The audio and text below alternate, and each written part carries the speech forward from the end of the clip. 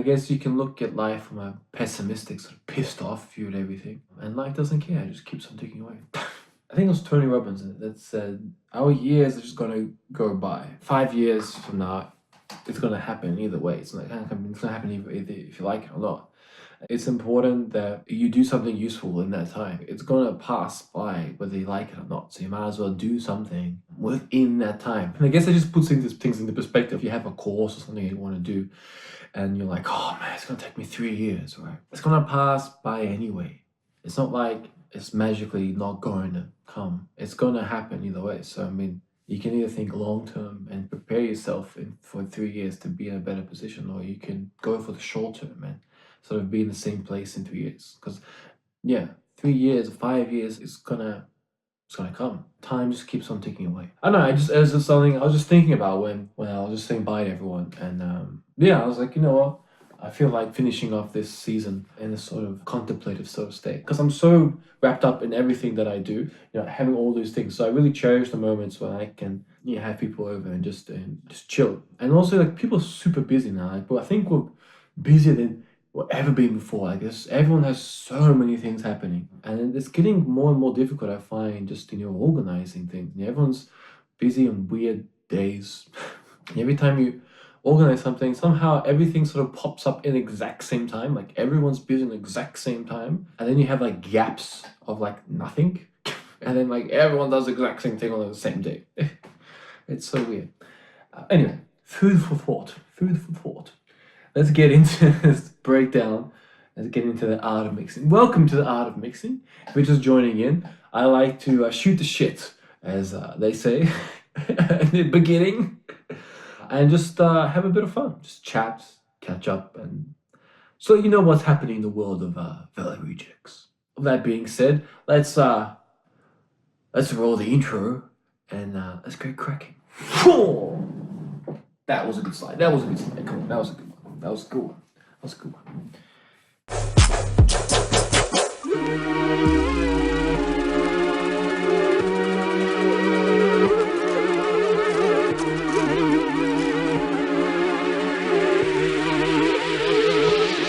Let's get started.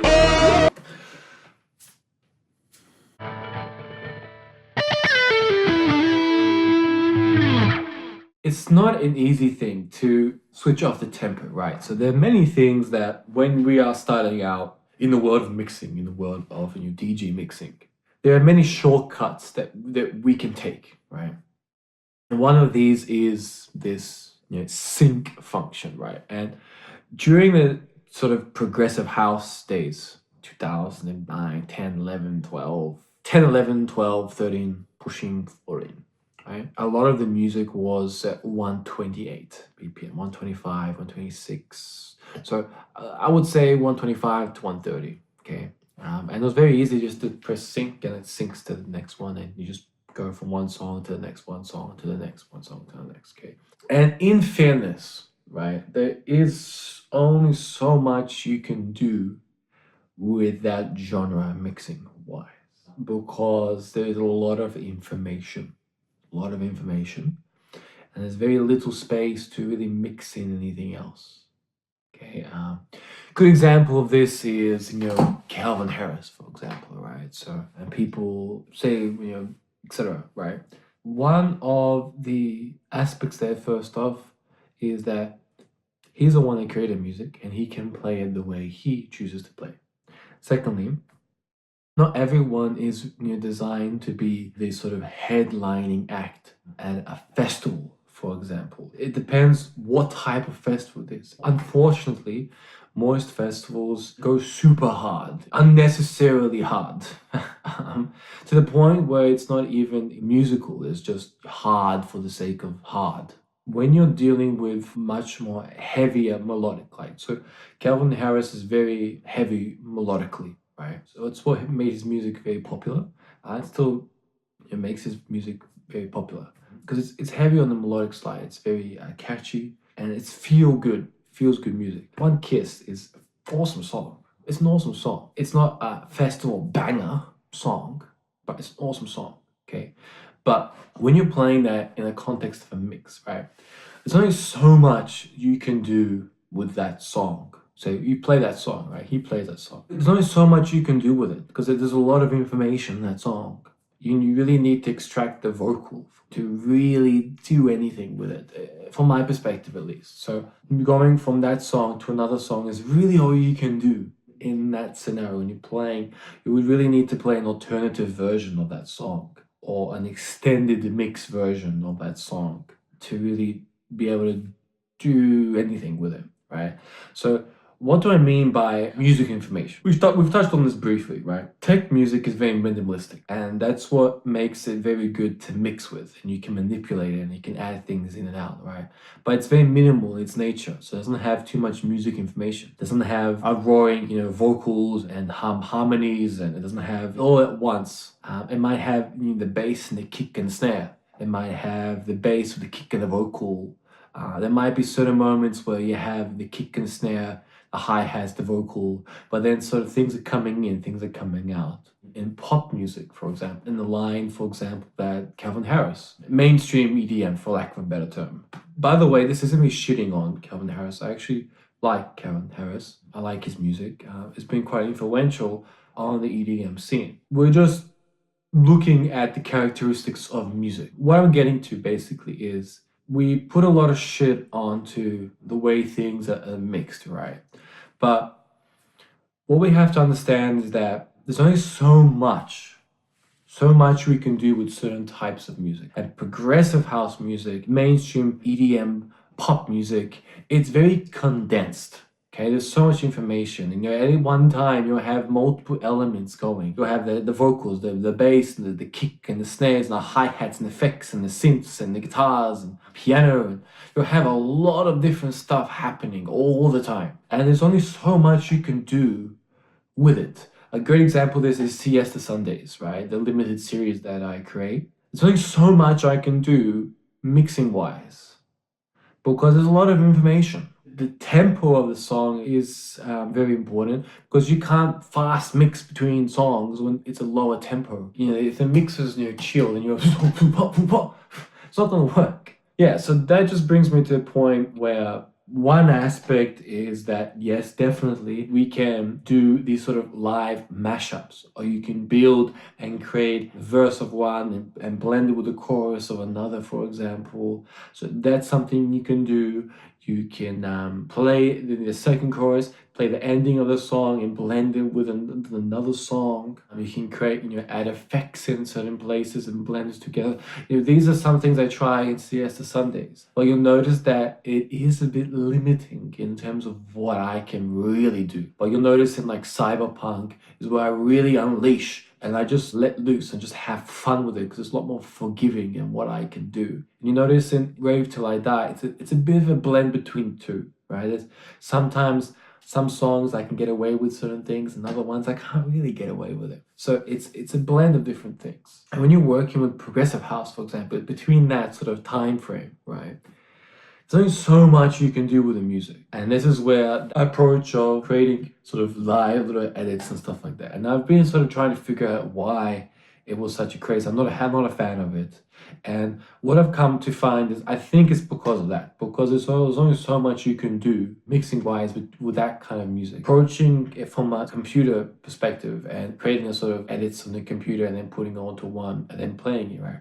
When you're doing it like that, it's cool, right? But there's only so much you can do from a mixing perspective. Then people take advantage of that. Some people, unfortunately, just press played the full set. There you go. You're just going from one song to the next. You create a playlist, basically. It's tough now looking at from perspective now, but looking at from back then, when I would party and stuff, I didn't really notice it that much. Back then, I was up there just to have a great time. And now I'm a lot more educated, right? And when we watch films and stuff like that, it's almost like when you watch like old 80s films. How the hell they get away with this?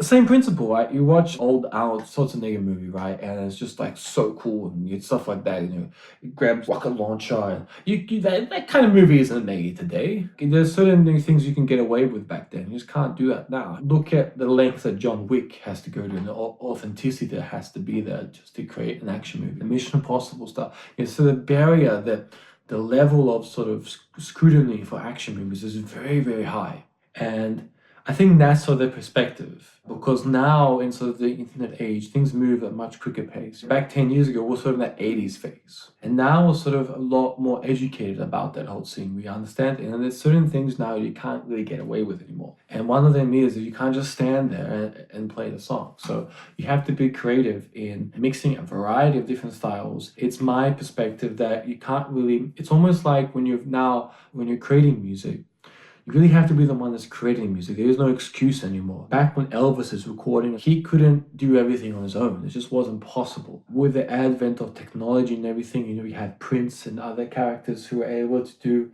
all the recordings and everything on their own. With the times, things change, and a higher standard is then applied to do that. So with that same token, a higher standard needs to be applied to the authenticity, to really screening where our music comes from. Just like we screen, where our chocolate and stuff comes from, we need to develop a higher clarity of who's behind this song. Why is this 40 people that created this song? Is this a band, or is this the artist, or is this the performer? Like, what's going on here? I think those things are really important. I hope that through the years, as we go forward, more and more information comes out. People become more educated about what they listen to on the radio. Where's that music coming from? What's going on behind the scenes? Yeah, I just wanted to share sort of that with you, and you have to come from the perspective of, in that scenario, there's only so much that we can do with certain styles of music, right? And the way to combat that is you have to do a variety of different styles to really create an experience. Otherwise, you're just being the entertainer. I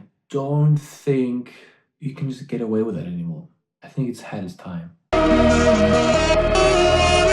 It's like a super long explanation of sync and stuff like that. So this is why I think that it's really key to take off that sync. When we are starting off, there are certain things that we look at, like the sync, and like, it's easier for me just to press sync. And yes, it is. Yes, but we've come to a point where you really need to increase your level as a DJ. And you can't just sync. You can't do that anymore. That time period you could get away with that, it's over. We should just take it out of circulation in the decks.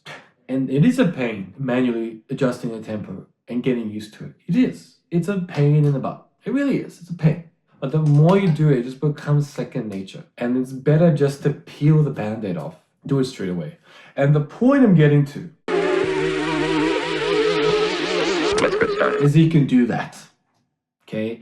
And you can't do that if you don't allow things to be free. You can't add that human touch. Things are so syncopated now. With that synchronization you can have on Ableton, etc.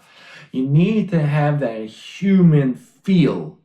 That's what made funk music, disco music. That's what makes it so good, because it has that human feel to it. And we try and replicate that now to create the vibe of the 80s and stuff like that.